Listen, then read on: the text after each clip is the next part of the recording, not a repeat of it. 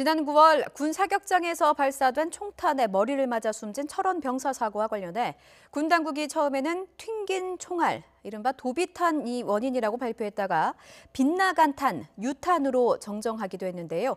YTN의 취재 결과 사고 당시 남는 실탄을 연발로 소비하는 잔탄 사격이 실제로 이뤄졌던 것으로 드러났습니다. 군 수사 당국도 이 사실을 알고 있었습니다. 지환 기자가 단독 보도합니다. 이모 상병이 숨진 강원도 철원 군 사격장 총기 사고 이후 남은 잔탄을 소비하려고 난사한 것이 사고 원인이라는 의혹이 제기됐습니다. 하지만 국방부 조사본부는 일관되게 당시 잔탄 사격은 없었다고 주장했습니다. 2015년 이후 입사호, 즉 구덩이 안에서 5발, 밖에서 15발을 쏘는 사격 방식으로 바뀌며 잔탄 사격이 이루어질 수 없는 구조라는 겁니다. 하지만 취재 결과 군 수사당국은 부대에서 잔탄 사격이 진행된 사실을 처음부터 알고 있었습니다. YTN은 사고 직후 사격부대 통제관의 진술을 확인했습니다. 통제관은 당시 부대원 84명이 사격을 하는 과정에서 시간에 쫓겼고 총기가 고장나는 등 문제가 생겨 잔탄이 생긴 이들에게 연발 사격을 지시했습니다. 특히 탄알 2,400발을 당일 사격용으로 보급받은 상황에서 규정대로라면 1,600여 발 정도를 사용한 후 반납해야 했지만 잔탄 사격을 통해 이를 소진하려 한 것으로 확인됐습니다.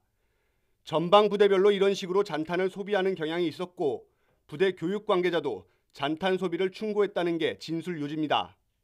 이런 같은 경우에는 마지막에 다 끝나고 그냥 한 10분 정도만 10분 정도 보고 안 하는 거잖아요. 오늘 뭐 남아있는 탄이니까 그냥 한 10분 정도 그냥 소비하고 끝나는 거잖아요.